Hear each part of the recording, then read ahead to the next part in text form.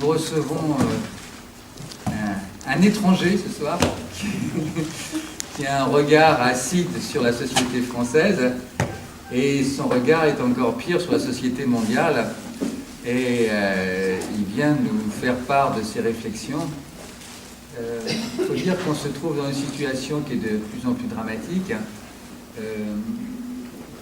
Il y a vraiment une mutation fondamentale du droit. On ne va pas parler que du droit, bien sûr, mais du droit. On a absolument besoin d'attaquer les fondamentaux de nos droits démocratiques pour permettre cette fameuse gouvernance mondiale dont vous avez tous entendu causer. Hier, nous dînions avec Gilles Senati, qui est juge, un juge un petit peu engagé, et qui nous parlait de transposition de tout ce qui était le domaine judiciaire, qui allait bientôt être géré par l'administration, sous prétexte que tout le monde devait être égaux entre eux, donc la loi s'appliquait strictement pour tout le monde, et qu'on sortait de l'interprétation dangereuse pour nous, bien sûr, pour la démocratie des juges, et aussi pour les politiques. Si bien que petit à petit, on va se retrouver dans une espèce d'état totalitaire qui se met tout à fait en place, où on n'aura que des fonctionnaires qui dépendront directement de leur hiérarchie, qui vont appliquer des textes et qui vont même parfois les interpréter. Donc on se trouve dans une situation qui est quand même assez nouvelle, donc qui a été connue comme dans les périodes un peu glauques de notre histoire européenne et l'histoire mondiale, et ça ne va pas s'arranger. Donc on a besoin, et les uns et les autres, de parler avec les gens qui nous entourent pour qu'on fasse boule de neige, qu'on lutte contre cette espèce de résistance où les gens disent « on n'y peut rien, je veux pas savoir, bon, ben c'est comme ça, nous sommes des braves gens, on n'a rien à se reprocher, donc on peut mettre des puces chez tout le monde, on peut mettre des caméras dans toutes les villes, on peut empêcher les gens de voyager, on peut dire que ce monsieur est un terroriste ». C'est marrant, ils ont trouvé l'histoire du terrorisme, c'est fabuleux le terrorisme, parce qu'avant il y avait le communisme. Le communisme c'était pas bien, mais enfin bon, on savait qui c'était les autres de l'autre côté, mais on pouvait les identifier. Maintenant avec le terroriste, c'est merveilleux, c'est l'autre, c'est son voisin. Je suis sûr qu'il est terroriste, enfin, a été infiltré, parmi nous, faites attention. Donc c'est merveilleux, on a une sorte d'individualisation de la société, on casse tous les groupes, et pour revenir à Gilles Senati, par exemple, maintenant, les juges, dans les affaires familiales dont ils s'occupent, ont l'obligation de recevoir les enfants. Des couples qui divorcent. Et on demande l'avis de l'enfant. On demande à l'enfant de décider. Vous êtes obligé de l'entendre. C'est-à-dire que d'un seul coup, l'enfant va commencer à juger ses parents. Alors, ça peut paraître très bien. Ah oui, l'enfant, les pauvres, il faut qu'on leur demande leur avis. Il ne faut pas les mettre toujours avec la mère, toujours avec le père. Peut-être qu'ils ont aussi leur propre identité. Oui. Mais comme ça, ils jugent. Et bientôt, on leur demandera de dénoncer.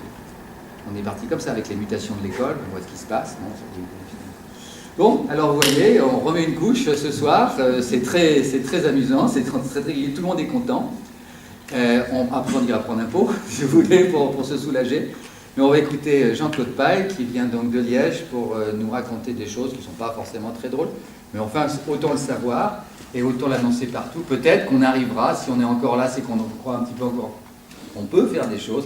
Peut-être qu'on sera suffisamment nombreux à croire ces choses pour un petit peu faire bouger le cocotier. Bonne soirée. Ce qu'on va faire ce soir, c'est essayer de tracer un peu le cadre mondial qui se dessine à travers les lois qu'on va. Je crois, ça doit être là. Allez-y. Ce qu'on va essayer de ce soir, Non. c'est essayer de tracer le cadre mondial de ce qu'on appelle la lutte antiterroriste, c'est-à-dire essayer de voir le changement de la forme d'État qui se fait à cette occasion-là. Et à partir de ça, on peut avoir une bonne réflexion sur ce que c'est la nature de l'Union européenne. Bon, l'Union européenne a surtout abordé la question à partir de la question de la Constitution. On avait toutes les bonnes raisons de s'opposer à cette Constitution, je ne vais pas y revenir, mais à mon sens, la question de la Constitution européenne est un problème tout à fait secondaire.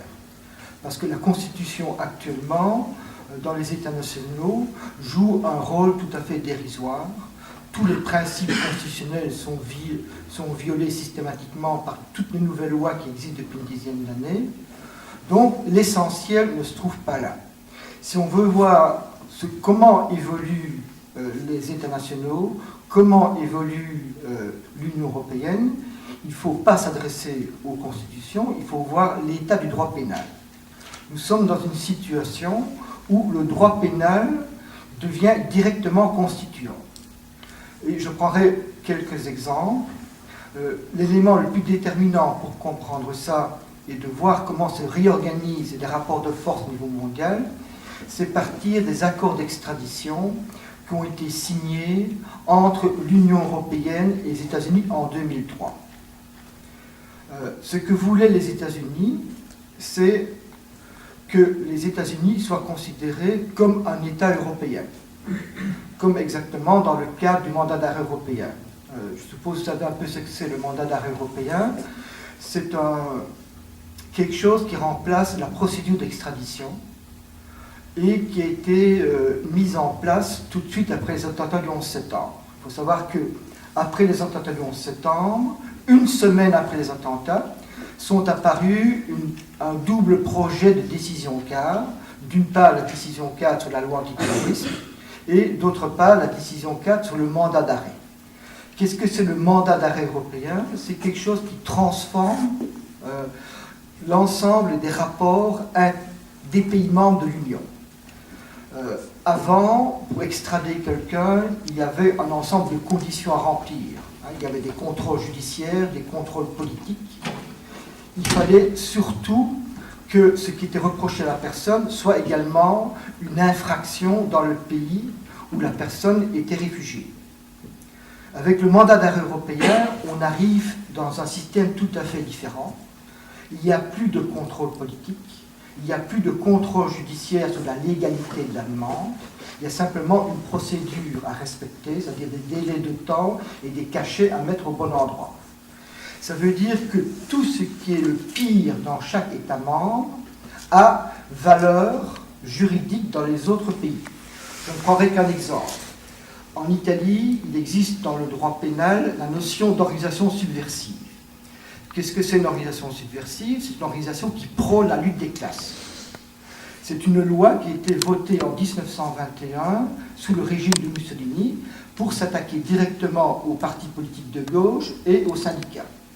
Cette loi en Italie n'a jamais été abrogée, même après la guerre. Au contraire, elle a été renforcée fin des années 70 avec l'appui du Parti communiste. C'est-à-dire qu'on a augmenté la durée des peines. Et évidemment, en France, en Belgique, il n'y a pas cette notion, cette incrimination d'organisation subversive.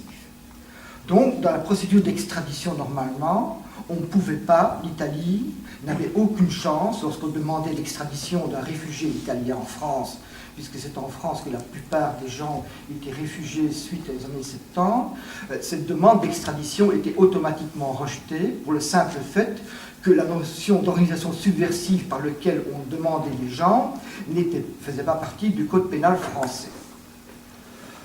Maintenant, vous savez tous que dans le cadre du mandat européen, la plupart, enfin un grand nombre de réfugiés italiens politiques en France ont été remis aux autorités italiennes. Et cette demande se fait quasiment de façon automatique. Vous imaginez par exemple avec l'entrée de la Turquie dans l'Union européenne ce que ça va donner, puisqu'il y a des incriminations telles que insulte à la nationalité turque, par exemple, promouvoir la langue kurde est en Turquie une incrimination poursuivie pénalement, il y a insulte au drapeau turc, etc. Donc vous imaginez déjà que la situation actuelle de la procédure d'extradition, qui est une procédure longue, la Turquie demande déjà 1000 personnes, vous imaginez la Turquie dans l'Union européenne, on ne va pas faire des charters, ça va être des trains. Donc, vous voyez que ce qu'il y a de pire dans l'Union européenne est automatiquement reconnu comme juridiquement valable par les autres pays, ce qu'on appelle le principe de la reconnaissance mutuelle. Ça veut dire qu'on a abouti à une coopération judiciaire qui n'unifie pas le droit européen, comme on nous dit, mais qui permet à chaque exception qu'il existe dans chaque pays membre de devenir la règle au niveau de l'ensemble de l'espace européen. Ça, c'est le mandat d'arrêt européen. Et les Américains, ils voudraient évidemment que ça fonctionne comme ça avec eux. Comme je vais un peu le développer tantôt, vous savez qu'il existe des lois antiterroristes américaines qui liquident totalement tous les droits de la défense, toute possibilité de faire valoir ces droits aux États-Unis. Donc, il existe des incriminations telles que la notion d'ennemi combattant illégal dont je vais parler. Et les Américains voudraient que dans le cadre des accords d'extradition, on puisse extrader des gens sous la notion d'ennemi combattant illégal. Donc, l'enjeu des accords d'extradition, c'est ça. Alors, ce qui était fort intéressant, c'est la procédure. C'est une discussion qui a eu lieu secrètement pendant des années par des fonctionnaires européens avec les autorités du ministère de la Justice américain. Alors, au bout de 5 ou 6 ans de discussion, une petite partie des textes de négociation ont été sortis de l'ombre. C'est la partie immergée de l'iceberg. Et c'est comme ça qu'on a eu connaissance d'une partie du contenu de ce qui était signé. Tout simplement parce que les accords d'extradition, pour pouvoir être valables aux États-Unis, devaient être approuvés préalablement par le Congrès américain. Donc il fallait qu'on déclassifie un certain nombre de documents pour qu'ils puissent être présentés au Congrès américain. Ça aussi c'est intéressant parce que vous voyez que du niveau européen, il ne fallait pas une autorisation du Parlement européen, il ne fallait pas une autorisation de chaque Parlement national. Ce qui se fait, c'est une ratification a posteriori, généralement comme ça se fait, comme point annexe d'un autre point, ça passe en catamini, il n'y a pas de discussion sur le contenu de l'accord, puisque tout ce que les députés peuvent faire, c'est accepter ou refuser. Donc généralement, ils acceptent, d'ailleurs ils ne savent même pas ce qu'ils votent, puisque ça passe en point annexe d'autre chose. Mais pour le Congrès américain, ça devait être discuté. Donc on voit déjà, rien qu'à partir de ça, que le seul État qui garde une forme complète, qui est réellement un État au niveau mondial, c'est l'État américain. Et au niveau européen, qu'est-ce qu'il existe? Il y a simplement des fonctionnaires permanents, matière police-justice, le COROPER, qui discutent avec une administration américaine structurée. Donc vous avez en fait des électrons libres qui discutent autour d'un noyau organisé. Donc on se trouve exactement dans la même situation que ce qui se passe au niveau des négociations, par exemple, sur le commerce, c'est-à-dire que les négociateurs européens adoptent automatiquement les positions américaines. Ce qui est intéressant dans cet accord, c'est qu'en fait, on a focalisé la discussion uniquement sur un point qui était une question tout à fait secondaire, qui est la question de la peine de mort.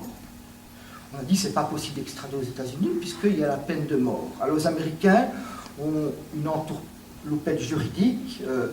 Oui, la peine de mort existe toujours, mais en faisant un geste, l'administration américaine dit que ne sera pas appliquée dans le geste du Seigneur, qui accorde un droit purement formel qui peut retirer à un autre instant, ne sera pas appliqué aux ressortissants de l'Union européenne qui seraient extradés dans ce cadre-là. Mais l'essentiel est...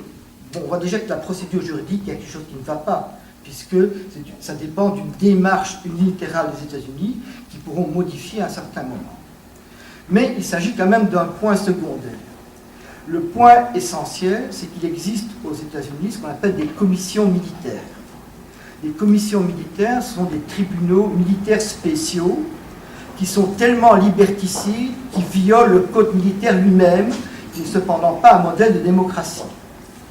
Les commissions militaires ont été mises en place tout de suite en novembre 2001 par un arrêté exécutif du président des États-Unis.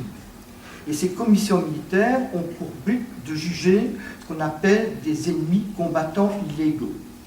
Qu'est-ce que c'est des ennemis combattants illégaux? C'est simplement des gens qui sont désignés comme tels par le pouvoir exécutif des États-Unis, sans qu'il ait eu besoin d'avancer non seulement une preuve, mais un quelconque élément matériel. Généralement, dans un premier temps, au niveau de l'arrêté exécutif de 2001, les ennemis combattants illégaux, c'était des étrangers. Les Américains, à l'époque, ne pouvaient pas être considérés comme des combattants illégaux, comme des ennemis aussi. C'était des étrangers qui ont été capturés dans le champ de bataille. C'était principalement destiné à juger les gens qui avaient été capturés en Afghanistan ou en Irak, tout simplement, qui avaient été vendus par des mafias pakistanaises, par exemple dans le cas de l'Afghanistan, au pouvoir américain pour qu'ils puissent les enfermer à Guantanamo. Puisque la plupart, plus de la moitié des prisonniers de Guantanamo, qui étaient là parce que justement ils étaient des ennemis combattants illégaux, qu'ils avaient été désignés comme tels, et étaient des gens simplement qui ont été vendus par des mafias aux Américains. Donc les Américains savaient très bien que ces personnes n'avaient rien à voir avec le terrorisme, tout simplement. Guantanamo est une vitrine qui sert aux Américains pour montrer qu'ils peuvent faire ce genre de choses. Donc les ennemis combattants illégaux, étrangers, peuvent être jugés devant des commissions militaires. Alors les commissions militaires, ce sont quand même des tribunaux spéciaux où il n'existe aucune séparation des pouvoirs. C'est-à-dire c'est le président des États-Unis qui désigne le juge militaire. Non seulement il désigne le juge militaire, mais il désigne également l'avocat de la défense qui est également un militaire. La personne n'a pas le droit d'assister à l'ensemble de son procès. Si des preuves sont classées secret défense, il ne peut pas même connaître les faits qui lui sont reprochés. Seul son avocat, qui est un militaire désigné par le pouvoir exécutif, peut connaître ces faits. Ensuite, le président a le droit de déterminer le degré de coercition, c'est-à-dire de torture, qu'il peut appliquer aux prisonniers pour lui extorquer les preuves qui sont présentées devant le tribunal. Donc vous voyez qu'on a un niveau qui n'a strictement plus rien à voir avec l'état de droit.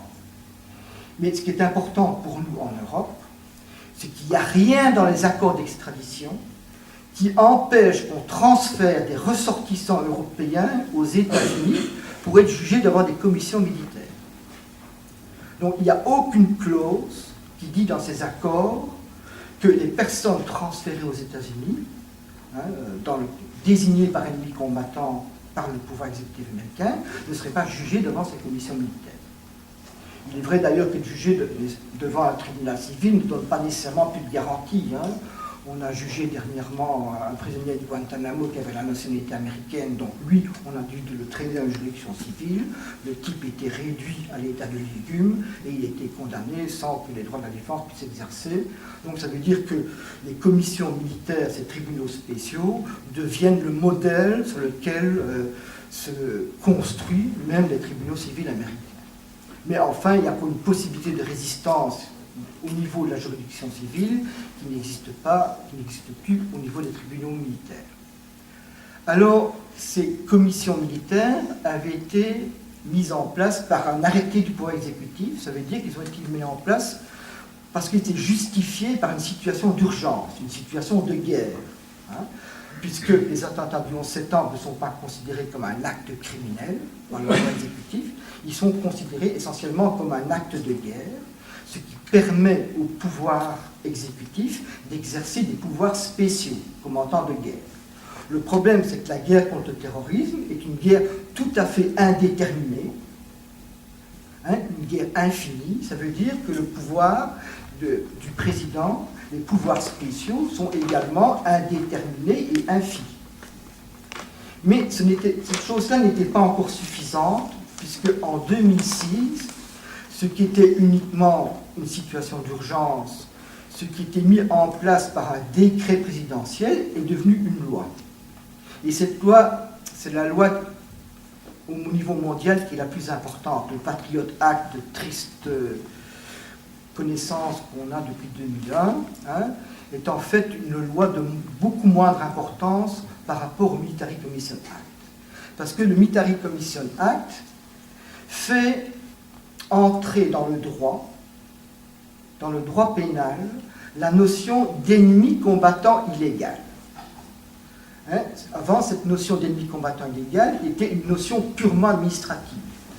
Maintenant, elle entre dans le droit. Ça veut dire qu'on quitte l'état d'urgence pour entrer dans la permanence. Donc, on n'est plus dans un état de droit qui suspend momentanément ses libertés fondamentales pour faire face à un état de guerre, même si l'état de guerre du 11 septembre est un état de guerre virtuel, on n'est plus là, on est dans une situation permanente de bouleversement de l'ordre de droit. L'ennemi combattant illégal, c'est simplement quelqu'un qui est nommé comme ennemi par le président des États-Unis. Avant, c'était des étrangers capturés sur le champ de bataille. Mais en entrant dans la loi, on a étendu tout à fait le champ de l'ennemi combattant. C'est-à-dire que ça peut être des étrangers qui vivent aux États-Unis, même si les gens vivent depuis 50 ans. Et ça peut être, par exemple, des étrangers, des Français, des Belges, qui vivent en Belgique, en France, et qui sont nommés comme ennemis combattants par les États-Unis. Et dans le cas des accords d'extradition, on pourrait remettre ces ennemis combattants illégaux qui sont simplement nommés par le président des États-Unis, les remettre à la justice américaine, à l'administration américaine, pour qu'ils puissent être jugés devant les commissions militaires. Donc le Military Commission Act permet au pouvoir américain de désigner comme ennemi tout ressortissant d'un pays avec lequel il n'est pas en guerre. Généralement, un ennemi, c'est un membre d'une armée, d'un État avec lequel on est en guerre. Ici, c'est non seulement quelqu'un qui peut être un combattant, mais ça peut être n'importe qui, même s'il ne porte pas d'armes. Il peut être désigné comme ennemi avec un pays, la France, qui n'est pas en guerre avec les États-Unis. Donc on change la nature de la notion de guerre. La notion de guerre entre dans le droit pénal, et le combattant qu'on a désigné est non seulement un combattant, même s'il ne porte pas d'armes, mais c'est en même temps un criminel. C'est un criminel puisqu'il n'a pas un uniforme, il n'est pas intégré dans un commandement structuré. Et donc, comme c'est un combattant, il ne dispose pas des garanties données par le droit pénal, et comme c'est un criminel, il n'est pas protégé par le droit militaire non plus, ni par les conventions de Genève. Donc, il devient une anomalie, il est en dehors du droit, et on peut lui faire son devoir. Et, last but not least, peut être un ennemi du pouvoir exécutif américain des citoyens américains eux-mêmes. La seule différence, c'est que actuellement, les citoyens américains désignés comme ennemis combattants illégaux, même s'ils n'ont jamais quitté le sol des États-Unis, même s'ils ne sont pas pris sur un champ de bataille, mais simplement parce que, par exemple, ils sont en rupture avec la ligne politique du gouvernement, puisqu'il y a des éléments bien précis pour désigner un ennemi combattant, c'est quelqu'un qui est en rupture avec la citoyenneté américaine. Donc, ça veut dire que c'est quelqu'un qui n'est pas d'accord politiquement avec le pouvoir exécutif des États-Unis.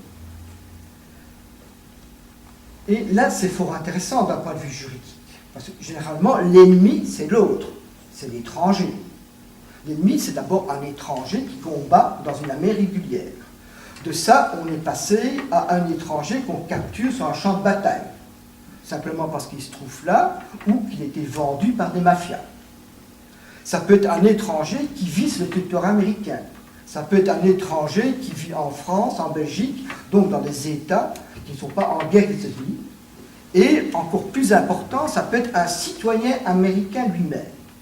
Donc, ça veut dire que le gouvernement américain est en guerre contre l'ensemble des populations du monde, dont ses propres ressortissants.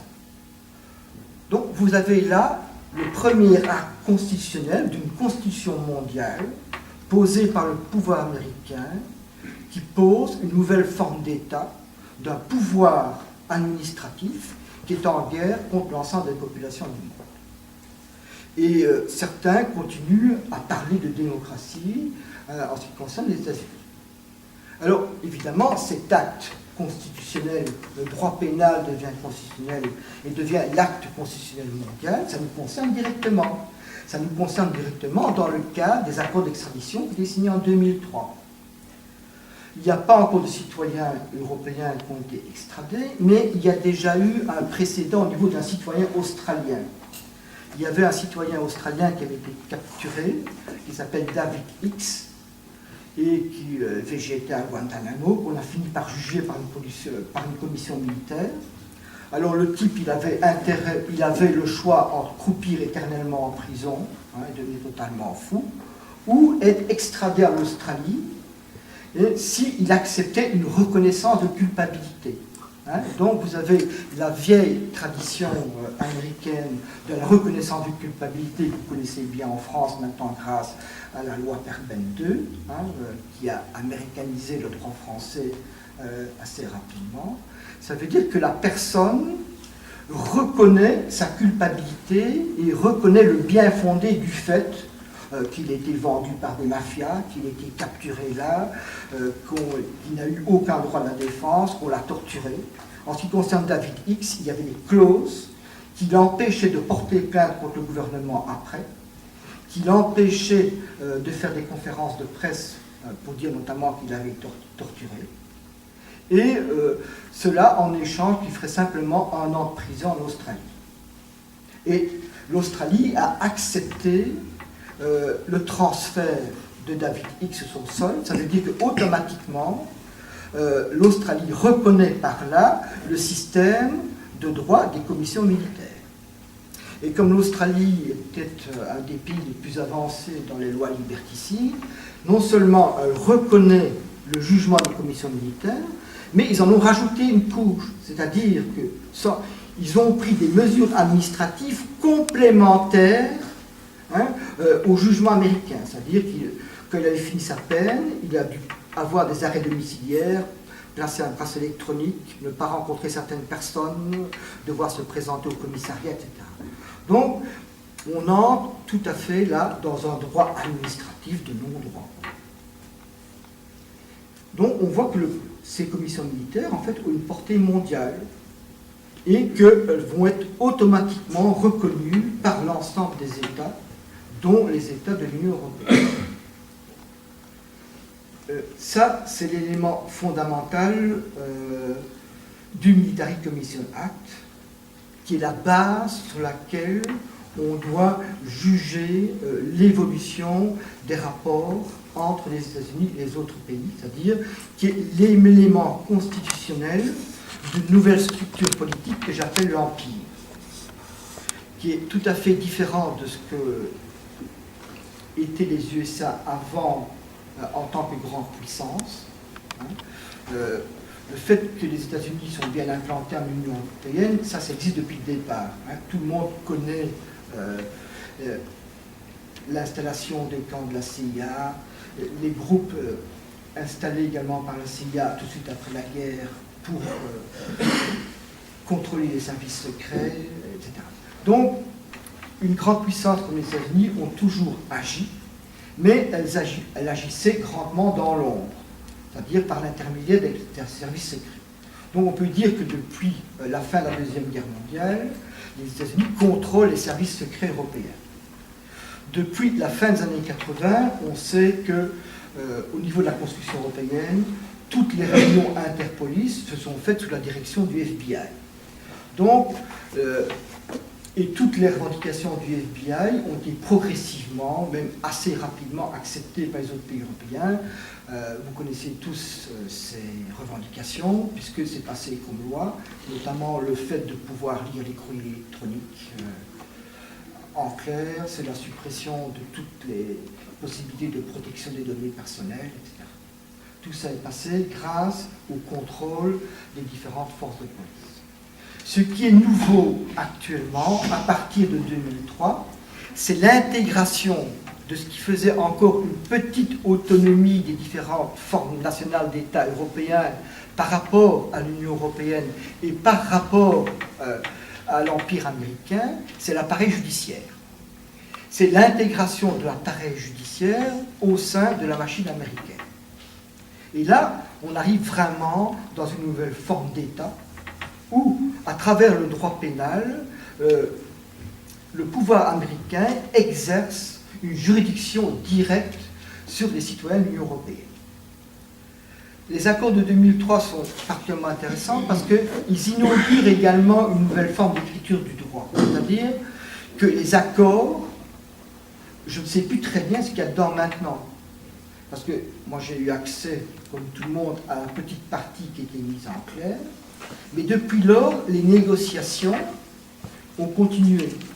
Et dans l'écriture même de l'accord, il est stipulé que les Américains ont en permanence la possibilité de poser de nouvelles revendications selon les nouvelles exigences qu'ils pourront avoir ou simplement selon l'évolution du droit américain.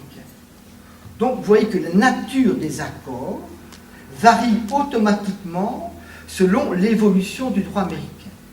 Ça veut dire que le droit américain s'applique automatiquement en Europe. Ça veut dire que ce qui est devenu loi par le Military Commission Act, le fait que les commissions militaires sont maintenant dans l'ordre juridique, mais dans l'ordre légal par le biais d'une loi, c'est un élément constitutif des accords d'extradition de 2003. Mais du point de vue de l'écriture juridique, on a encore fait mieux depuis. Je vais prendre deux exemples, ce sont deux exemples récents. C'est le contrôle des données des passagers aériens et le contrôle des transactions financières. Et on va voir à travers cet exemple-là que par rapport aux accords de 2003, il y a encore un changement qualitatif. Puisque les accords de 2003, il y avait encore bien deux parties. Il y avait un accord inégal, asymétrique, quelqu'un qui posait des exigences et quelqu'un qui se soumettait à ces exigences, mais il y avait deux parties.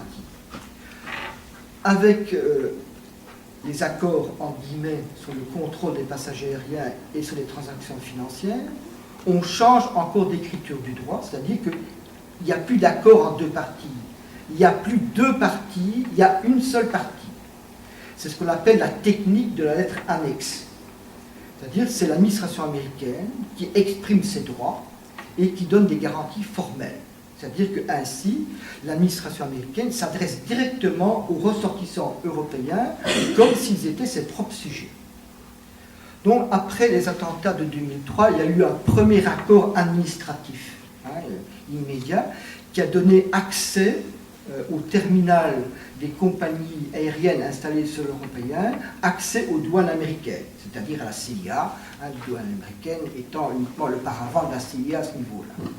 Ça veut dire que les Américains avaient accès à un ensemble de renseignements classiques sur les passagers aériens, plus un ensemble de renseignements qu'ils peuvent demander.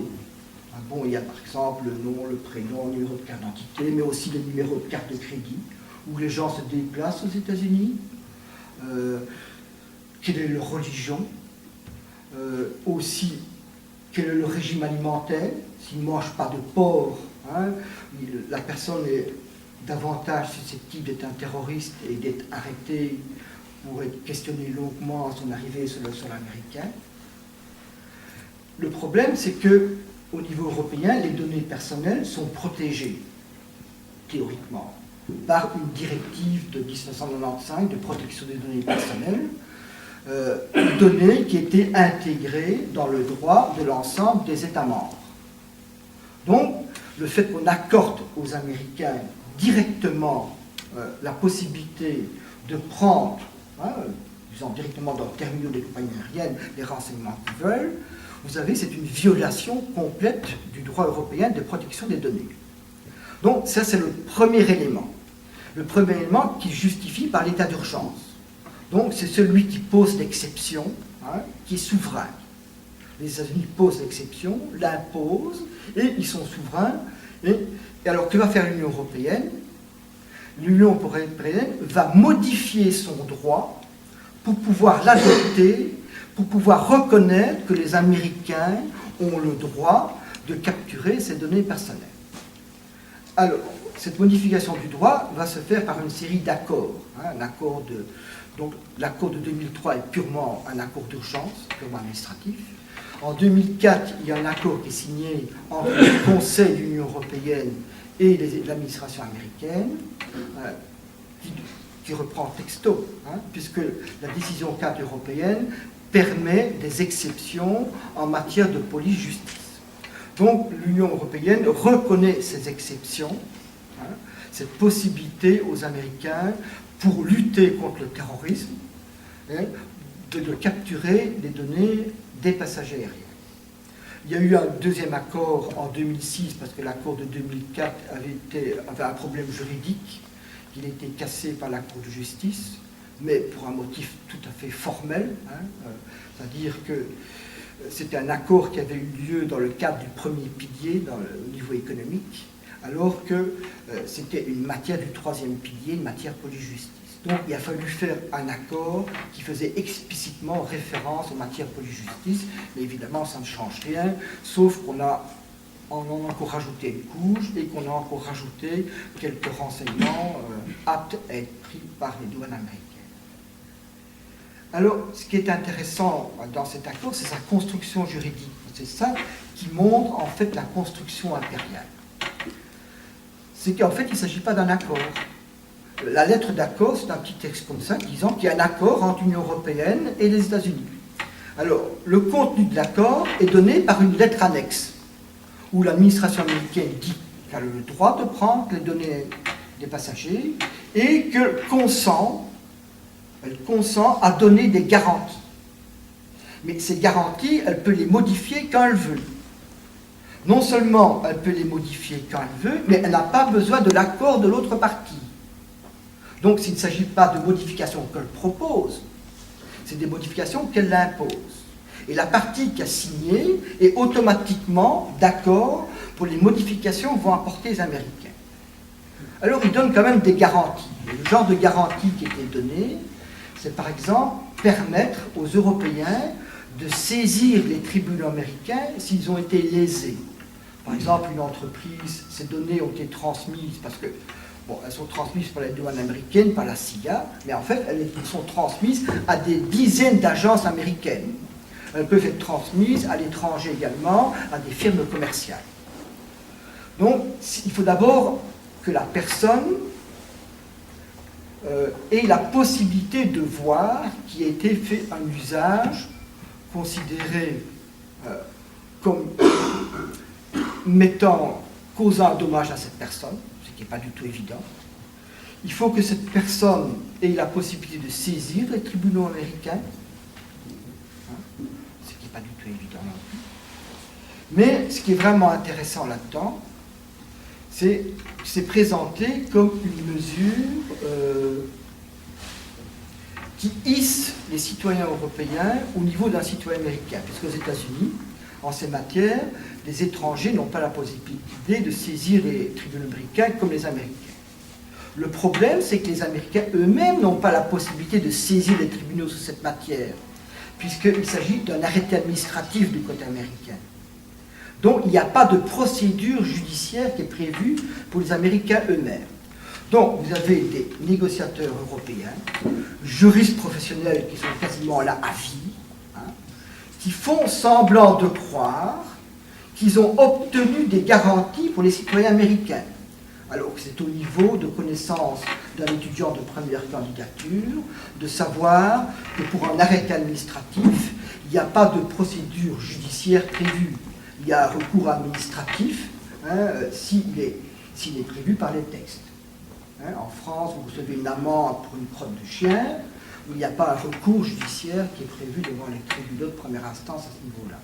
Vous avez un recours administratif si la police a organisé un recours administratif. Pour les passagers aériens, c'est exactement la même chose. Donc c'est extrêmement gros, extrêmement caricatural. Et nous sommes un peu dans la même problématique que les tours du 11 septembre. On fait semblant que ces tours ont été détruites par des avions. C'est aussi gros que ça. Donc on fait semblant que des ressortissants européens ont accès à des tribunaux comme les Américains, que les Américains n'ont pas accès. C'est-à-dire on est tout à fait dans une structure psychotique. Et c'est effectivement le but essentiel de ce type d'accord, c'est de reproduire la structure psychotique. Je vais parler des deuxièmes accords sur les transactions financières. En 2006, la presse américaine, parce que la presse européenne n'a pas parlé, il est paru tout côté de la presse américaine qu'une société belge, une société américaine, mais ayant une filiale belge, donc une société de droit belge, avait transmis, depuis septembre 2001, à la demande de l'administration américaine, des millions ou des dizaines de millions d'informations sur les transactions financières qu'elle traite. Qu'est-ce que SWIFT? SWIFT, lorsque vous faites un paiement international, vous avez un code SWIFT. Hein, ce sont des informations qui sont liées à votre transaction. Généralement, il s'agit de données personnelles qui sont protégées, comme les données des passagers aériens, qui sont protégées par le droit européen. Et cette société, de plein droit, c'est considéré comme un auxiliaire de la lutte antiterroriste et a violé le droit belge, a violé le droit européen et a transmis des informations américaines. Bon, l'élément technique, c'est qu'il existe un double serveur. Il y a un serveur en Europe, qui est en Hollande, le siège social est en Belgique, mais le serveur est en Hollande. Il y a un serveur aux États-Unis. Alors la société dit que pour des raisons de sécurité, on double, c'est-à-dire toutes les informations qui sont sur le serveur européen sont également sur le serveur américain. Déjà ça, c'est une violation du droit européen. On ne peut pas, selon le droit européen, transférer aux États-Unis des données personnelles dans des pays qui ne présentent pas les mêmes garanties au niveau de la protection de ces données. Et les États-Unis sont un des pays au monde qui garantissent le moins de cette protection. Donc, il y a déjà le fonctionnement de SWIFT depuis que cette société existe. Cette société viole ouvertement le droit européen. Tout le monde savait ça, on a fait semblant qu'on ne voyait rien, et c'est simplement, on accepte de voir qu'il y a un problème parce que c'est révélé par la presse américaine. Ce qui est fort intéressant, c'est que les gouvernements belges, les gouvernements européens n'étaient pas au courant non plus. Étaient au courant les banques centrales. La Banque nationale belge, les principales banques, la Banque de France était au courant, la Banque européenne. Et ces institutions sont des institutions qui sont soumises à leur soi-disant autorité de tutelle. C'est-à-dire que la Banque nationale belge devait en référer au gouvernement belge. La Banque centrale européenne devait en référer à la Commission. Rien de tout ça. Ces institutions, qui sont en fait des institutions européennes, se sont considérées également comme des instruments de la politique américaine et ils ont considéré qu'ils devaient garder le secret. Alors, bon, la chose éclate en 2006 et les choses ne s'arrêtent pas. La transmission des informations continue. La société SWIFT n'est pas poursuivie. Les banques centrales qui ont violé allègrement toute leur légalité ne sont pas également sanctionnées par les différentes autorités de tutelle. Et la transmission des informations continue. Qu'est-ce qui se passe? Il y a, comme dans le cas des passagers aériens, puisque l'administration américaine a créé l'exception, il faut que cette exception soit enregistrée dans le droit européen. Donc il faut adapter le droit européen pour rendre cette violation légale. Et ce qui s'est passé, il y a un accord qui a été signé en juin 2007 avec un nouvel accord des passagers aériens qui légalise la transmission des informations. Alors, enfin, légalise, parce qu'il faut avoir une lecture très très tronquée du droit européen, puisque le serveur américain subsiste. Donc, dès le départ, même avant que les douanes américaines et la CIA prennent les informations, la violation du droit européen existe. Alors, on a créé une entourloupe.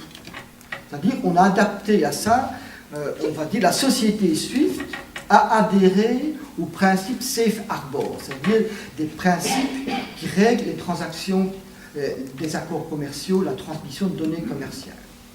Mais ça veut dire que les entreprises qui adhèrent volontairement à ce système-là disent qu'elles ont des niveaux de protection suffisants. Mais l'adhésion au principe Safe Harbor se fait par autoproclamation.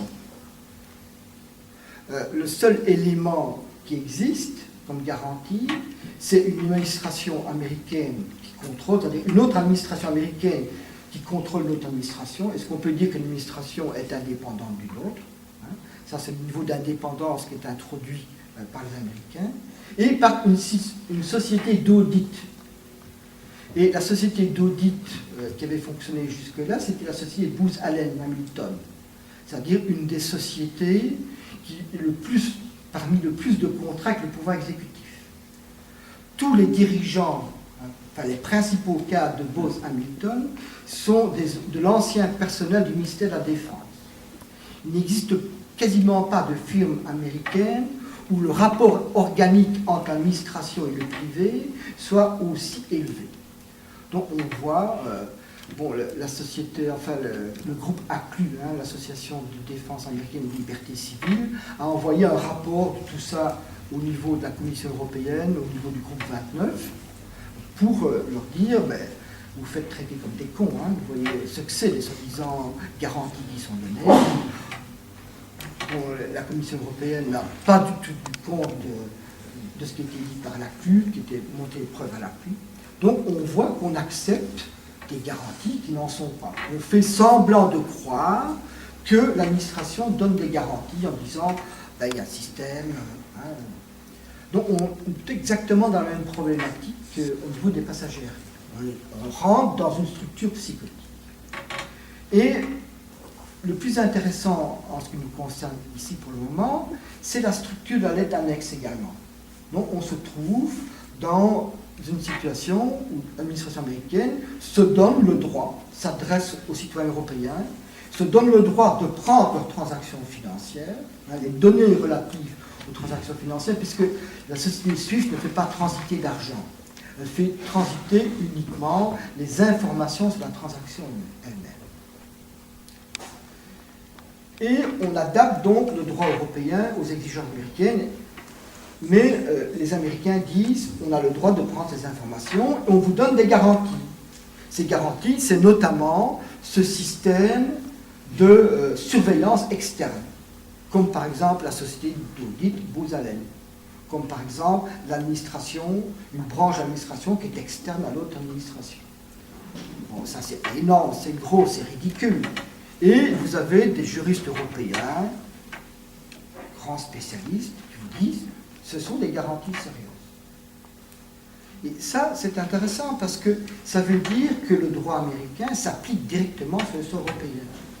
Ça veut dire que nous sommes des sujets qui sont directement soumis au droit américain et à l'évolution du droit américain. Puisque l'accord est construit dans la lettre annexe en disant ceci, ce sont nos conditions actuelles, mais elles peuvent changer. Elles peuvent changer selon nos exigences et selon l'évolution du droit américain. Et automatiquement, on n'a pas besoin de l'accord de l'Union européenne. Automatiquement, les changements du droit européen s'adaptent et les citoyens européens sont soumis à ces nouveaux changements, comme le sont les citoyens américains.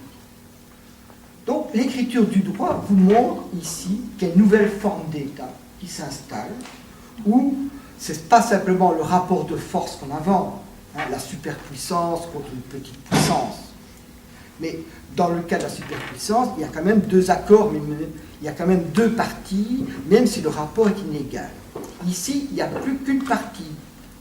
Les instances européennes et les instances nationales de chaque État membre ne sont pas une partie faible par rapport à une partie forte, ce sont des éléments de la structure américaine. Il faut quand même qu'il y ait des complicités quand même. Mais ce n'est pas une question de complicité, ça veut dire que c'est un abandon total. On n'est plus dans la complicité. Ça veut dire qu'un représentant politique européen est directement un représentant de l'Empire. Les gens qui ont signé ça au niveau du Conseil sont directement des représentants de l'Empire. Donc, quelqu'un qui est élu du Conseil n'est pas quelqu'un qui représente les populations européennes, c'est un délégué du pouvoir exécutif américain. Et ça, c'est qu'on peut appeler cette structure. Il est quelle heure maintenant pour savoir si je remets une couche? Non, pas tout de suite. Il est quelle heure? C'est vraiment touffu, on a peut-être des questions à te poser. Oui, mais Il est 21h30. Oui. Parce que là, je sais pas, tu dis que, excuse-moi. Oui, mais on va bien continuer. Je crois qu'on a le temps. On demande à tout le monde d'abord. C'est ça la démocratie. Oui, moi, je suis pas démocrate. Bon, je continue.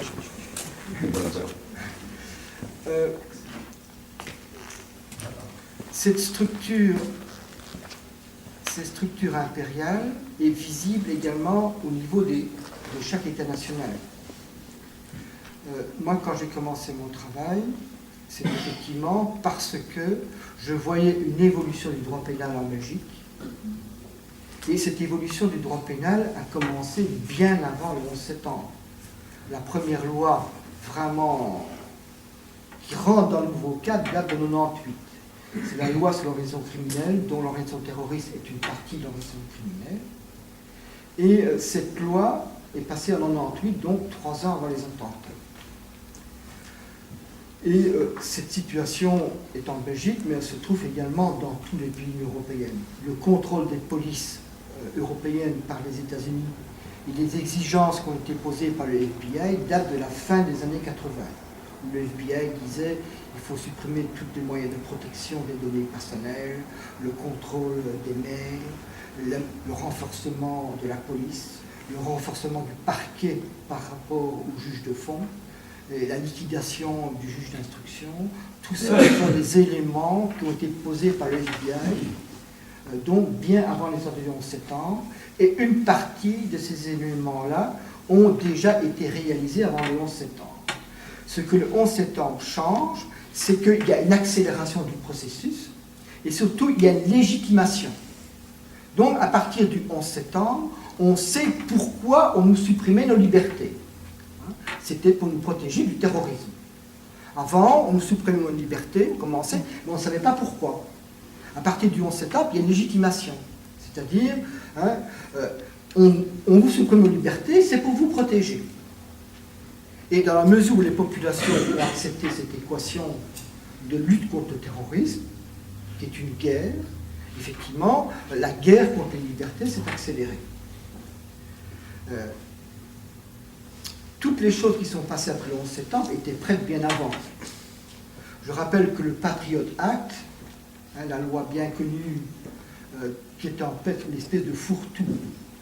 Le Patriot Act, c'est des mesures qui sont prises pour le contrôle des populations, comme par exemple installer le système carnivore qu'on avait déjà essayé d'installer un peu avant, qui permet de lire en temps réel l'ensemble des courriers électroniques. C'est surtout connu par le fait que ça autorisait à détenir en détention indéterminée tout étranger qui était désigné comme terroriste par le pouvoir exécutif. Donc cette loi, le premier projet de loi, a été déposé 3 jours après les attentats. Alors le Patriot Act, c'est quand même quelque chose de conséquent. Le système pénal américain est beaucoup plus complexe que le nôtre. Rien que la loi nue fait 128 pages.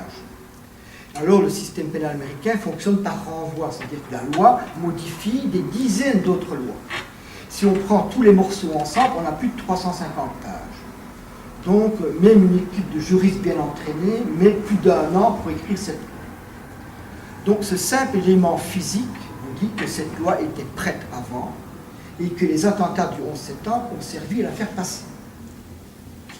Au niveau européen, c'est à peine moins caricatural, puisque je vous ai parlé tantôt du projet de décision 4 antiterroriste et du projet de décision 4 sur le mandat européen qui est maintenant adopté dans tous les pays européens. Les deux ont été déposés par la Commission 1 semaine après les attentats. Donc, les attentats du 11 septembre, le moins qu'on puisse dire, c'est qu'ils étaient attendus, qu'on avait tout le matériel qui était là, pour profiter de la situation, pour faire passer. Et ça, c'était vraiment important de comprendre que les attentats du 11 septembre ne sont pas un élément fondateur, ne sont pas un concept, je dirais, véritable, mais c'est simplement l'élément de légitimation, de procédure, d'exception qui se mettait déjà en place. Évidemment, les choses se sont fortement accélérées, puisque, par exemple, l'état de droit en France qui résistait assez bien, la Belgique avait par exemple une avance sur la France dans le démantèlement de l'état de droit. Évidemment, depuis lors, vous avez fait votre retard, vous avez même fait l'intérieur, à partir de la loi Perben II. Mais ce qui est important de voir, c'est que les lois antiterroristes sont d'un type de loi qui modifie le système juridique. Avant, le système juridique, qu'est-ce que c'était? C'était un ensemble de procédures qui visaient à limiter le pouvoir, à mettre des barrières contre l'absolutisme du pouvoir, que ce soit par des lois qui étaient un droit objectif, qui définissaient les choses, et par des procédures concrètes. La loi antiterroriste est exactement le contraire de ça. C'est un droit purement subjectif. Ce sont des notions tout à fait vagues qui dépendent essentiellement de l'interprétation qu'en est faite. Et c'est un droit qui permet la généralisation de procédures d'exception à tous les stades de la procédure pénale, que ce soit au niveau de l'enquête policière, qui peut avoir lieu sans la constatation d'infraction, qui peut être proactif, qui peut mettre des moyens techniques qui relèvent de l'espionnage, tels que vider votre ordinateur à votre insu, des perquisitions à votre insu, l'utilisation de l'infiltration, des choses comme ça, c'est-à-dire tout élément qui était utilisé auparavant en matière d'espionnage, c'est-à-dire contre des ennemis, contre des agents d'une puissance étrangère. Donc vous voyez qu'également dans le cadre de nos lois antiterroristes, on retrouve l'axe fondamental du Military Commission Act, c'est-à-dire on met en place un droit qui est en fait un droit de guerre des gouvernements contre leur propre population. Je propose je lance un peu le débat, je crois qu'il y a de la matière. La question des souverainetés externes des pays européens. Le texte constitutionnel ne fait que reconnaître ça. Ce que je vous ai parlé ici, c'est une autre étape. Ce qui est nouveau maintenant, c'est que le droit enregistre non seulement la fin de la souveraineté externe, mais il enregistre la fin de la souveraineté interne. C'est-à-dire le rapport qu'il existe entre un État et ses propres populations. C'est-à-dire que les pouvoirs nationaux de l'Union européenne et les institutions européennes, en tant qu'institutions, se considèrent maintenant, inscrits dans le droit, qui sont un simple relais du pouvoir américain. Donc c'est bien comprendre la spécificité de la situation actuelle. C'est donc le passage de l'abandon de la souveraineté externe, ça existe depuis 50 ans, même un peu plus, maintenant à une situation qui existe depuis une dizaine d'années, qui est l'abandon, la construction de l'abandon de la souveraineté interne. Et c'est ça qui fait spécifiquement ce que c'est une structure impériale. Ça veut dire que le pouvoir américain a un pouvoir direct sur les populations européennes. Non pas parce qu'il use de sa force contre les gouvernements européens. Ça, c'était la situation d'avant. C'est ce qu'on appelait le pot de fer contre le pot de terre, le gros poisson contre le petit. Donc, c'est la situation d'un rapport de force du fort contre le fer. Mais ici, il n'y a plus deux parties. Il y a une intégration des institutions européennes dans une nouvelle forme d'État mondial qui donne au pouvoir américain, à travers sa capacité de poser l'exception, de faire évoluer le droit des autres, une souveraineté directe sur l'ensemble des populations, dont les populations européennes. Je crois que c'est vraiment comprendre ces spécificités de la situation actuelle. Donc on n'est pas dans une situation où les gouvernements européens sont obligés de céder aux Américains. Ils veulent exactement la même chose. D'ailleurs, au niveau des passagers aériens, au niveau européen, le contrôle, ils veulent ça depuis des années. Il y a un problème, il y a quelques résistances et les choses sont difficiles de se mettre en place. Donc ils se servent de la force américaine, des exigences américaines pour dire il faut installer la même chose chez nous puisqu'on transmet déjà les données aux États-Unis. Donc le fait de la soumission à l'ordre impérial est une bonne occasion d'homogénéiser également les relations européennes à ce niveau-là. Donc on pourrait dire que la construction européenne existe, mais c'est les Américains qui font la construction européenne. Dans la mesure où l'Union européenne s'installe dans l'Empire, qu'il y a construction européenne.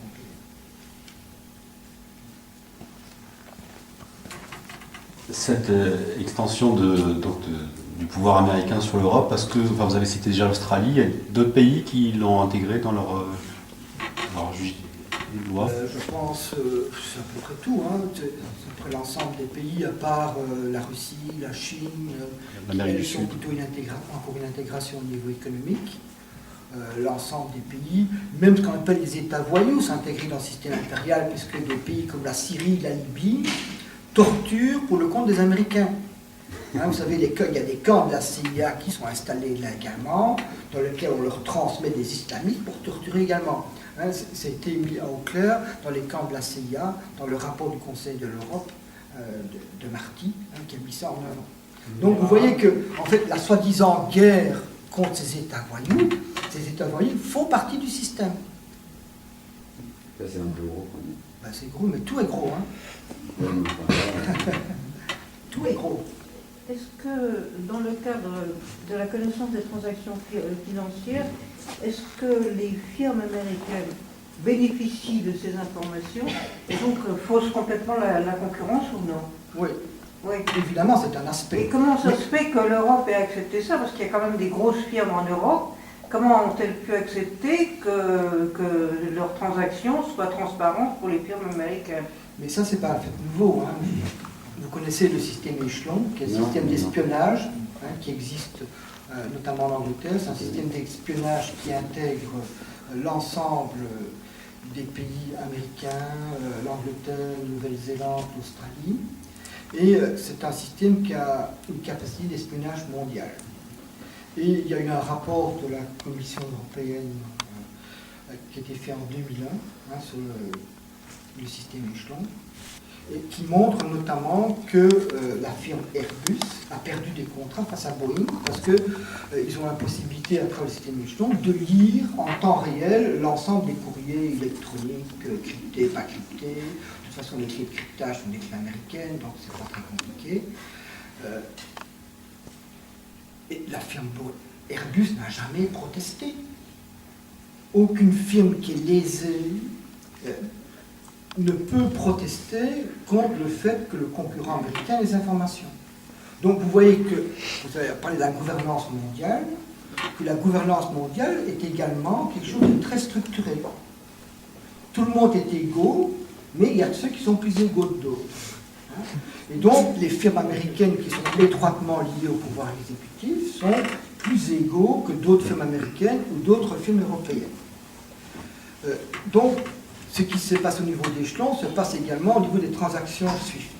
Ce qui est nouveau dans la situation SWIFT par rapport au système échelon, c'est que les Américains se font remettre des données qui, en fait, dont ils disposent déjà, ou qu'ils peuvent avoir facilement. Ils peuvent les avoir facilement par le système échelon, ils peuvent les avoir par le système de la NSA, qui permet de lire tout également. C'est d'autant plus facile que les clés de cryptage qui servent au niveau des données financières sont des clés américaines qui sont brevetées par le ministère du Commerce américain. Donc on ne doit même pas se casser la tête pour casser les clés, hein, on peut lire directement en clair. Donc l'objectif à travers l'affaire SWIFT n'est pas, comme dans le système échelon, d'installer un système de surveillance mondiale qui existe déjà, c'est de se faire remettre par les Européens des données pour que les Européens violent leur système de droit. C'est un processus d'intégration et de construction de la structure politique impériale. Ce n'est pas le contrôle de population, le contrôle des populations est déjà là. C'est faire reconnaître ce droit qu'ont les Américains d'espionner tout le monde et d'intégrer ce droit dans l'ordre juridique européen. C'est ça l'enjeu. Donc on est à une étape différente. On n'est pas dans l'installation du système de surveillance, on est dans sa légitimation. Donc de faire que le système de surveillance ne soit plus une situation d'exception, mais une situation permanente, un système de base de l'ordre politique. C'est-à-dire le droit du pouvoir exécutif d'espionner ses propres citoyens, de traiter ses citoyens comme des ennemis, c'est-à-dire de fusionner les procédures d'espionnage qui sont des procédures de guerre avec les procédures pénales. On arrive dans une situation où le droit pénal et le droit de la guerre sont des droits fusionnés.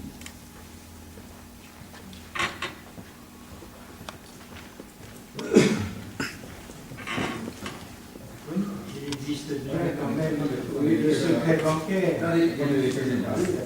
Oui, est-ce que vous pensez que ce système impérial répond à une logique de superpuissance, ou bien c'est une construction par peur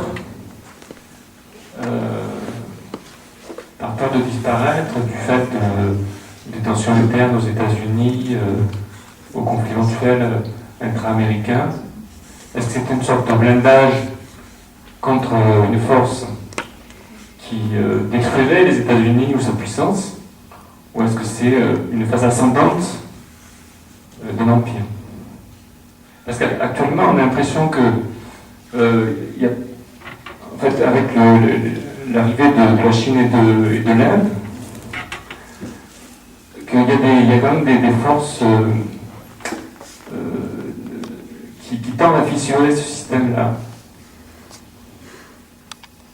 Je vais prendre les deux questions. Je crois que j'ai entendu celle de monsieur.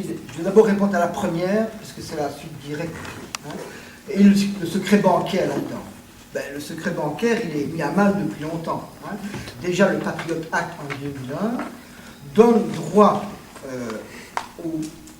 à l'administration américaine de se faire remettre les données financières de toutes les succursales européennes, de toutes les banques européennes qui ont des succursales aux États-Unis. Non seulement sur les comptes qui sont installés aux États-Unis, mais sur le mouvement entre ces comptes et les comptes européens.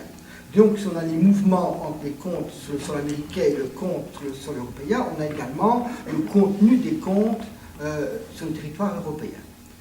Donc, en fait, l'affaire SWIFT n'est qu'un élargissement de cette possibilité des Américains de se saisir des informations financières. Parce qu'il faut quand même, dans le cadre du Patriot Act, que ça touche le sol américain à un moment du cycle.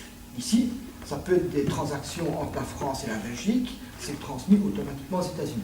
Tandis qu'avant, ça devait être touché par les États-Unis. Mais c'est formel, puisque au niveau des systèmes de transactions électroniques, la plupart des systèmes transitent par les États-Unis. Donc déjà, par le Patriot Act, les États-Unis avaient accès à l'essentiel des informations financières. Et je rappelle aussi qu'il y a le fameux Patriot Act certification, c'est-à-dire que la plupart des grandes banques européennes, enfin toutes les grandes banques européennes, celles qui ont des filiales aux États-Unis, collectent des informations sur leurs clients sur le compte des Américains. C'est-à-dire la traçabilité de l'argent, des données qui effacent la confidentialité, si en cas les Américains leur demandaient. S'ils ne collectent pas ces informations, automatiquement, ils peuvent avoir des ennuis et ne plus avoir de filiales aux États-Unis. Donc le système SWIFT n'est que la généralisation d'un système qui existe déjà.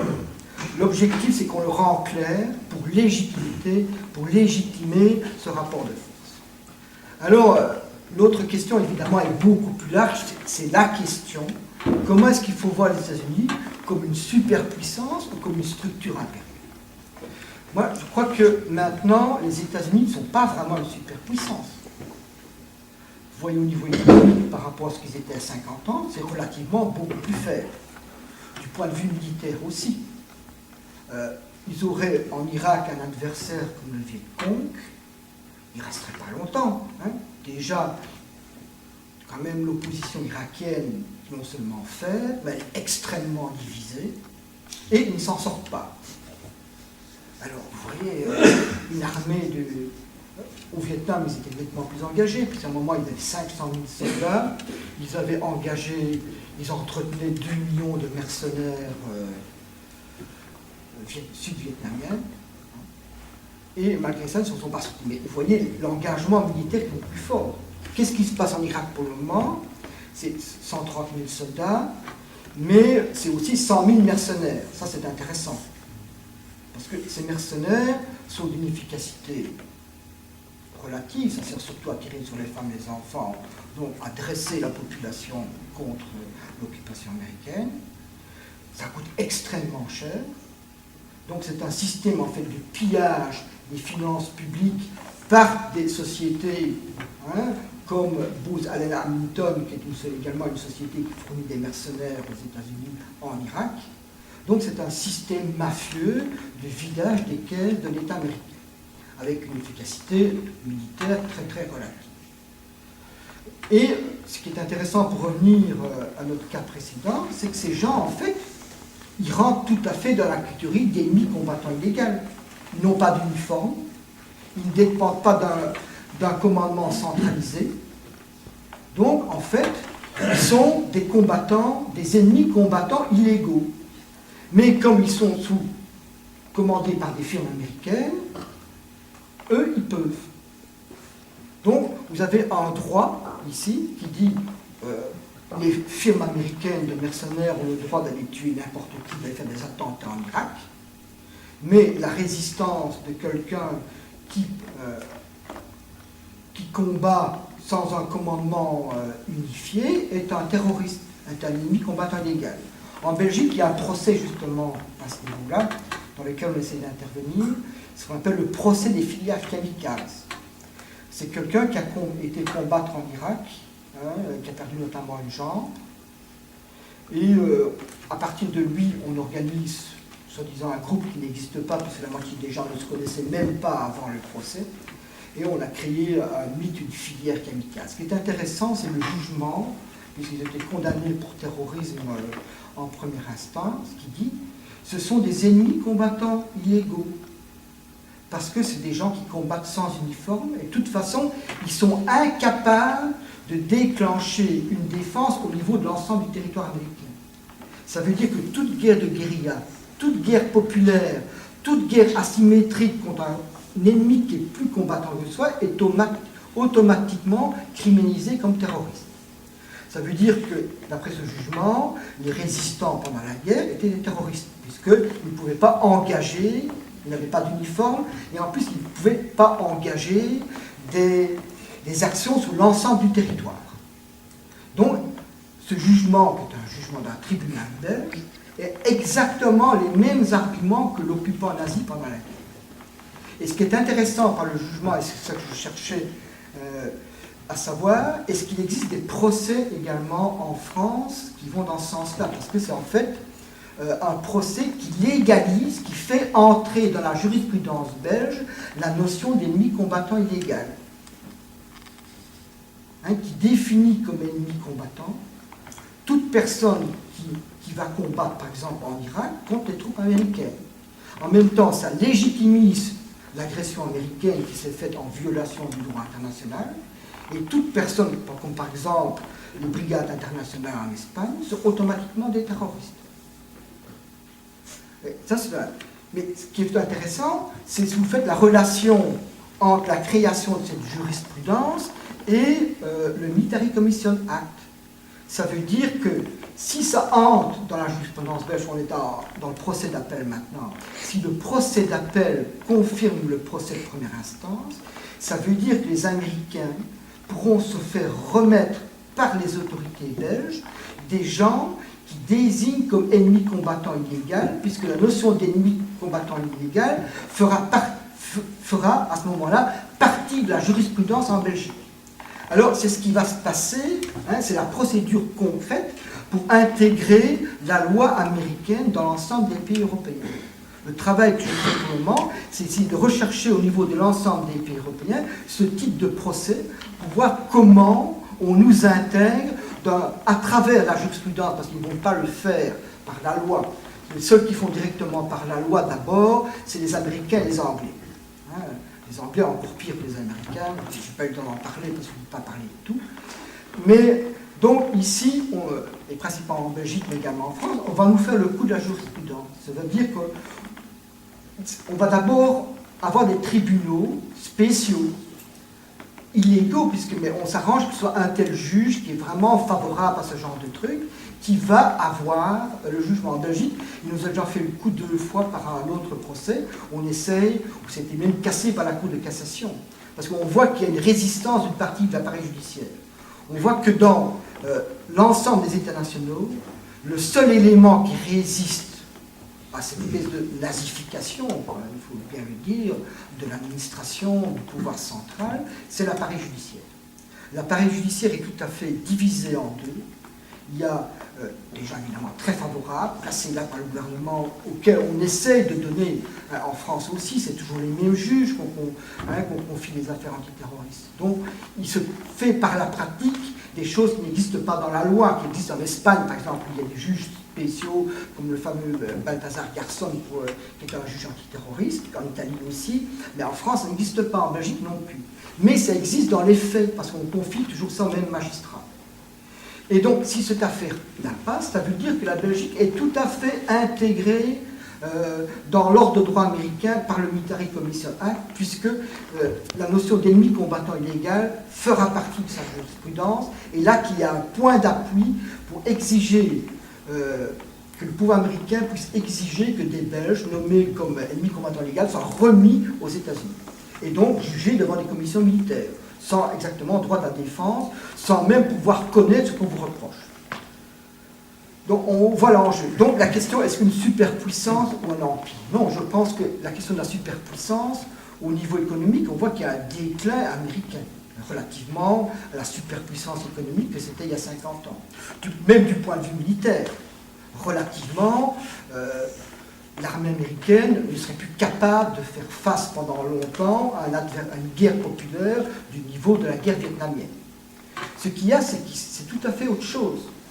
Ce qui se passe, et là, c'est ça qui est vraiment spécifique des relations entre les États-Unis et l'Union européenne, c'est une espèce d'abandon. Et là, au niveau de l'Europe, l'abandon à la structure dominante, l'abandon à la machine économique. C'est déjà la domination du capital financier. On voit qu'il y a un abandon à une nouvelle nature qui est créée ainsi, une espèce de machine. Et ce qui se passe pour le moment, c'est l'adaptation au niveau politique de ce qui s'est déjà fait au niveau économique. Cette espèce d'abandon à la puissance qui est capable de projeter de la puissance militaire au niveau mondial et qui est, elle, garante de cette machine économique. Alors, évidemment, ça a l'air un petit peu d'un système fermé, comme ça, sans espoir, où vous voyez, en fait, c'est pas du tout ça. Vous voyez que l'Empire, en fait, c'est une forme du meilleur des mondes. Et le meilleur des mondes, même quand il vous extermine, c'est pour votre bien. Hein? Lorsqu'on a bombardé l'Irak avec de l'uranium appauvri, les peuples qu'on a massacré 2,5 millions de personnes, parce que le blocus a tué 1,5 million de personnes, dont 750 000 enfants, et les 2 invasions ont coûté 1 million, la plupart des civils.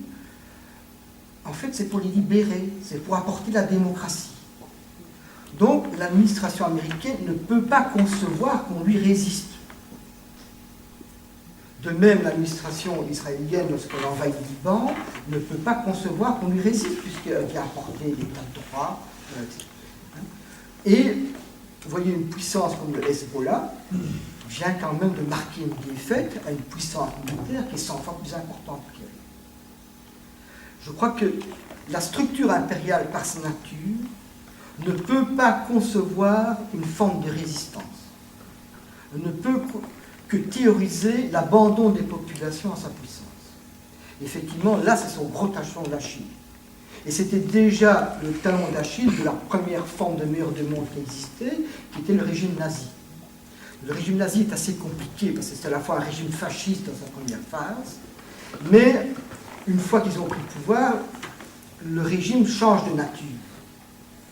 Ça quitte, vous voyez que sa base, ils vont jusqu'à supprimer physiquement la base sociale. La petite bourgeoisie réactionnaire qui les a mis au pouvoir, ils ont liquidé physiquement sa branche armée qui était les essaims. Et en fait, le nazisme est la première forme de meilleur des mondes, c'est-à-dire de fusion de l'État et de la société, c'est-à-dire d'un pouvoir nazi qui a la capacité de transformer la société et qui transforme même la classe dominante. Je crois que la meilleure analyse sociologique de ça, c'est le film de Visconti, Les Damnés. C'est l'occasion de revoir ça, c'est la meilleure explication du système nazi qui existe. Et en fait, les nazis aussi, quand ils attaquaient l'URSS, ils ne pouvaient pas concevoir d'avoir une résistance. ils sont allés très légers, avec des bottes en caoutchouc. Ils se disaient, là, pour 2 mois, 3 mois, les populations vont nous accueillir. Donc, les populations vont être heureuses qu'on les massacre. Ils abandonnent leur vie, qu'on ne sait pas quoi faire. Et effectivement, là, ils ont eu une résistance. L'essentiel de la résistance, des pertes, effectivement, vient de la stratégie de Staline, qui était de se faire massacrer sur place et de ne pas appliquer la défensive stratégique, mais ça, c'est un autre problème. Ce qui nous importe ici, c'est que cette conception du pouvoir ne peut pas intégrer dans sa stratégie que l'autre lui résiste, parce qu'il n'y a plus d'autre.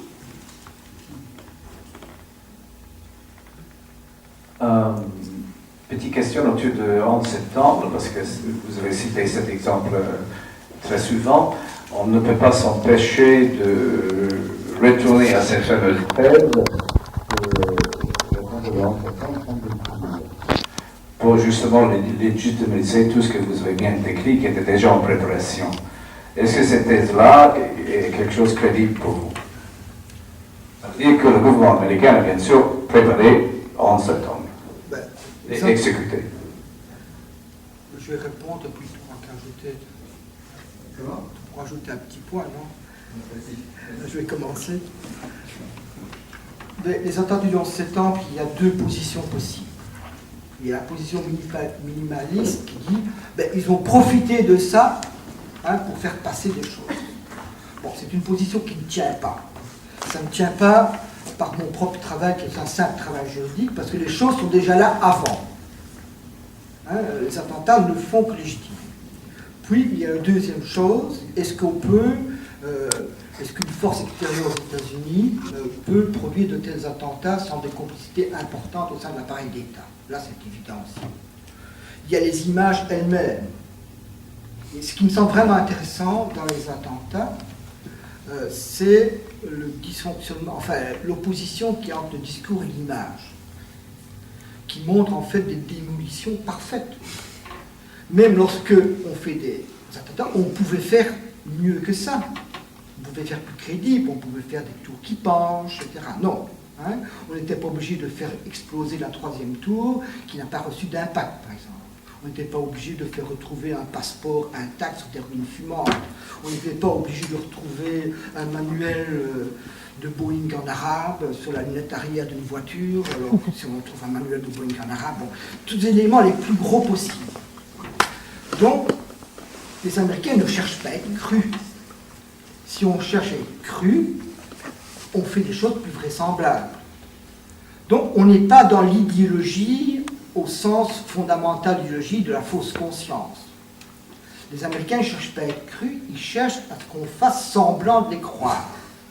Et ça, c'est fondamentalement beaucoup plus grave, parce qu'on est dans ce qu'on appelle la structure psychotique, dans lequel l'imaginaire se substitue au réel, c'est-à-dire c'est le discours du maître qui remplace le réel. Bon, c'est des choses qui ont déjà été annoncées par Rumsfeld des années avant les attentats. Il faut créer un autre réel. Donc lui était déjà au courant des concepts de la psychanalyse lacanienne sur les notions de réel et d'imaginaire. Ils les ont appliqués en termes réels. Mais aussi, si un discours, si quelque chose d'aussi gros peut marcher, c'est qu'en fait, ce n'est pas les attentats du 11 septembre qui créent la psychose. Pour que ça puisse marcher, il faut que la psychose soit déjà bien installée, bien profonde, qu'elle soit là depuis longtemps, essentiellement installée par la machine économique, par l'abandon à cette machine économique, le fait qu'on ait renoncé pratiquement à vivre pour que des gens puissent faire de l'argent. Et on est à cette situation-là. Maintenant, on est dans l'enregistrement politique de cette chose. Donc, le travail maintenant, en fait, c'est un travail pour lutter contre cette structure psychotique, ramener au réel. Ce que je fais, mon travail juridique, c'est ça. C'est casser le discours et ramener les faits. Mais le problème, c'est que les gens ne sont pas prêts à accepter les faits. Puisqu'ils sont engagés, plus on s'engage en psychose, moins on veut voir les choses. Donc vous êtes obligé de donner un aspect symbolique aux faits que vous avancez. Vous ne pouvez pas uniquement présenter les faits eux-mêmes, c'est-à-dire les lois, les conséquences de cette loi, de tous les jugements qui ont lieu. Il faut pouvoir lui donner un sens, les lier. Et ça, je crois qu'il faut travailler sur les concepts de la psychanalyse. Donc, à partir de ces catégories-là, c'est-à-dire les catégories de la psychose, comme psychose sociale, comme catégorie politique. Et donc il faut travailler sur les concepts de la psychanalyse comme complément du droit. Le droit ne fait qu'enregistrer ce qui existe. Hein, il ne permet pas de voir comment on peut lutter contre. L'écriture du droit est intéressante. Moi, ça ne m'intéresse pas spécialement. Si je fais du droit, c'est simplement parce que c'est ce qu'il faut faire dans la situation présente. Le pouvoir, c'est l'enregistrement de cette structure politique. Alors, comment la combattre? Parce que la question n'est pas l'installation d'une dictature. Hein, tout pouvoir qu'on laisse sans contrôle devient automatiquement une dictature. Là, on a des exemples historiques tant qu'on veut. Donc, l'intérêt va être vite limité. Ce qui est vraiment intéressant dans la situation actuelle, c'est pourquoi est-ce que les gens font semblant de croire des trucs aussi gros que l'on 7 ans? Pourquoi les gens considèrent que leur liberté individuelle, ça n'a aucun enjeu? Pourquoi est-ce que les gens considèrent que leur survie en tant qu'espèce humaine elle-même a peu d'importance? Je vois qu'ici en France et comme en Belgique, on met des antennes GSM sur les écoles. Hein? Donc on considère que ces enfants ne doivent pas exister. Donc on installe un système de destruction de la vie humaine et il y a un abandon des populations, des gens, à cette machine de destruction de la vie humaine. Donc la question fondamentale, c'est celle-là. La question sur laquelle il faut travailler, c'est celle-là. Je voulais savoir aussi quelles sont les fins en fait, de tout ça au niveau un peu philosophique. Est-ce qu'il y a des fins économiques, politiques, idéologiques, monarchiques? Ou alors est-ce qu'on a vraiment affaire à un noyau de personnes qui gèrent le monde, qui manipulent le monde, qui sont des fous sanguinaires ou des dégénérés consanguins oui, voilà.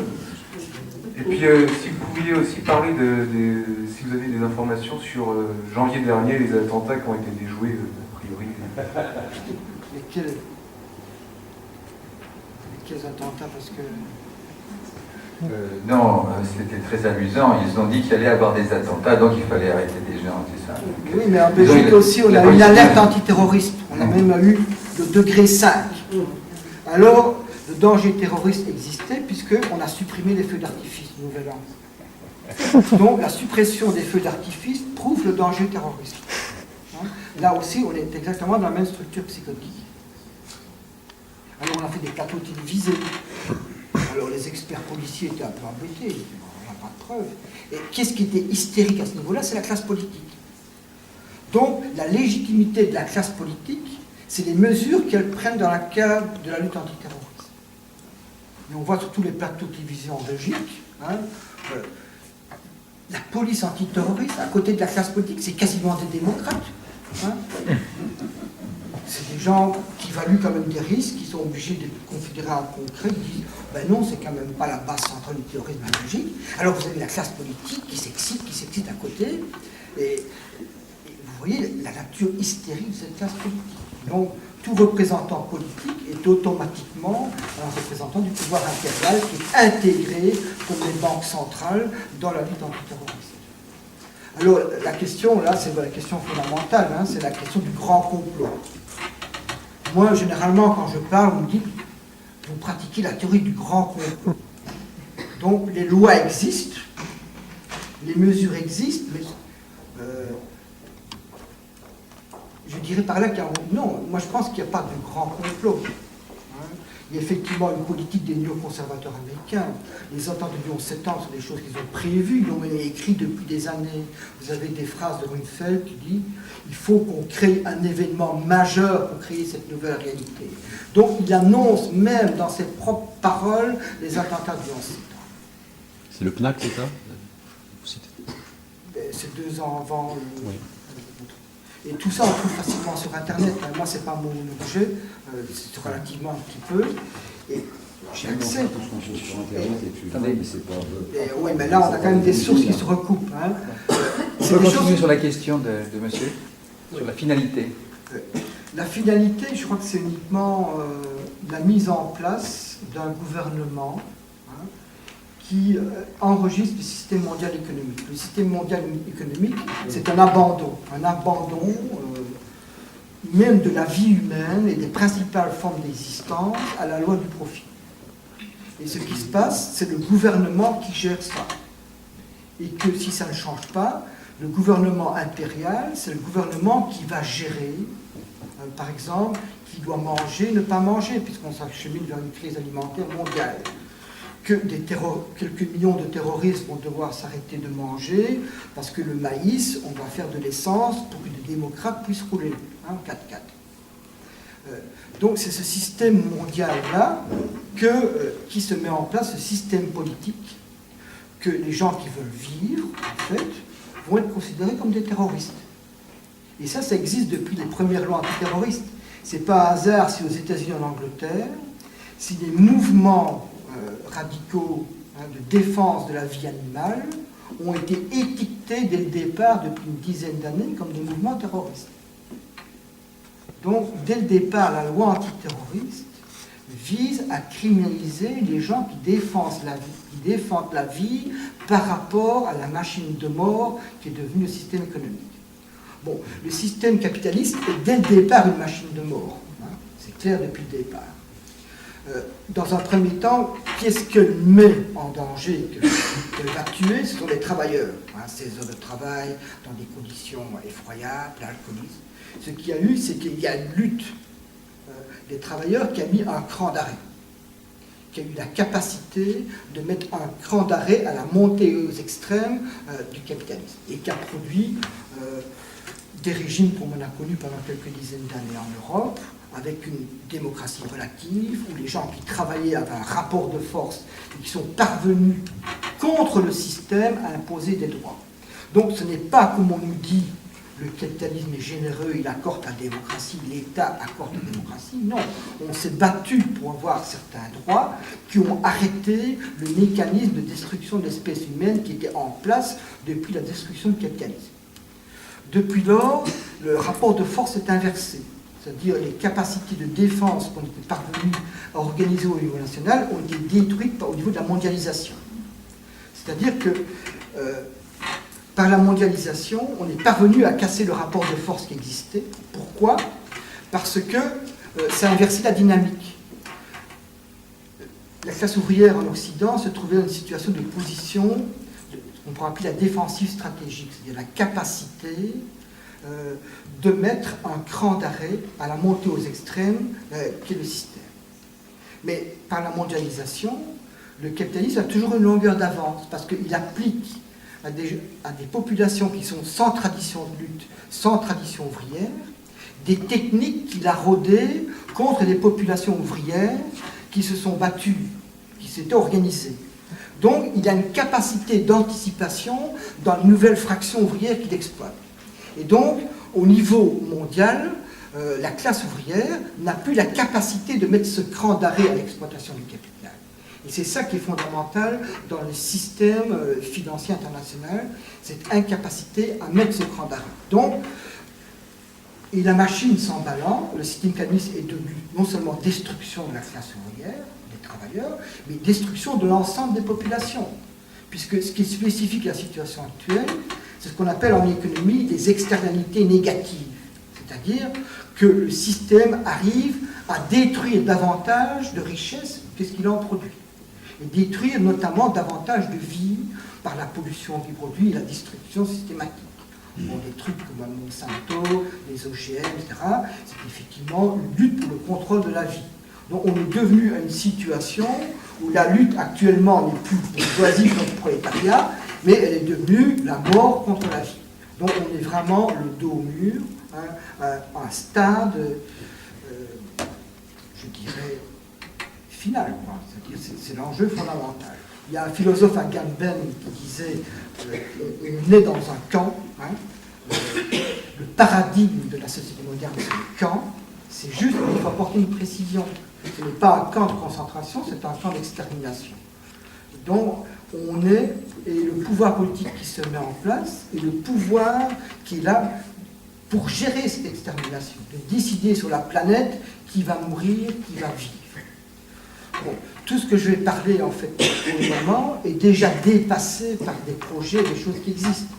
Il y a déjà, en 2005, un groupe d'éthique européen qui a déjà accepté, pour défendre la démocratie, d'installer une puce cutanée aux différents habitants de l'Union. Donc l'histoire de passeports électroniques, etc., même de puces actives qui vous permettent de repérer dans le temps, c'est déjà largement dépassé dans les aspects. Aux États-Unis, il y a à peu près il y a plusieurs dizaines de milliers de personnes qui sont pucées. Certains avec une puce dans le cerveau. Hein, vous avez une puce RFID et destruction de cellules. Si on vous met une puce dans le cerveau, c'est pour vous guérir. Hein, alors qu'effectivement, ça ne peut que détruire aussi. Donc, tout, on voit, lorsqu'on accepte de voir l'ensemble des mesures, surtout qu'on les met ensemble, on voit le système de mort dans lequel on est en face. Et donc, il faut cesser d'appeler ça une démocratie qui a des dysfonctionnements, qui pourrait glisser si on n'y prend pas garde. On est déjà dans un autre système politique, puisqu'on appelle ça démocratie parce que les aspects les plus folkloriques continuent d'exister comme les élections. Mais je vous rappelle que même les aspects les plus folkloriques sont liquidés quand c'est nécessaire. Je vous rappelle que les 2 dernières élections de Bush Jr. sont des élections truquées. La première par les voix d'un État que la Cour suprême a empêché de recompter alors que les démocrates avaient gagné. Et cette chose-là, du 21 septembre, les journaux américains ont eu peine à en parler. Et la deuxième élection a été volée également, Kerry a perdu, à cause des machines à voter électroniques, qui étaient des machines à voter qui appartenaient à un propriétaire du clan Bush. Ça, c'est des choses... c'est des choses claires. Donc même les aspects les plus folkloriques qui servent à désigner un régime démocratique qui n'est pas, ces aspects folkloriques n'existent plus. Le projet en Europe, en Belgique, c'est d'installer également un vote électronique. On vous dit c'est plus facile. Ça veut dire que les bulletins papier, on a les résultats à 4 heures, jusqu'à présent, les bulletins électroniques, on attend 9 heures, 2 heures du soir. Donc l'objectif, c'est tout à fait autre chose. Si par hasard les gens ne votaient pas bien, malgré tout ce qu'on leur a dit et activé, il y a quand même la possibilité de rétablir la démocratie en manipulant le vote. Donc il faut cesser de vouloir s'accrocher à ces éléments, regarder les choses en face, c'est uniquement comme ça qu'on peut arrêter la machine.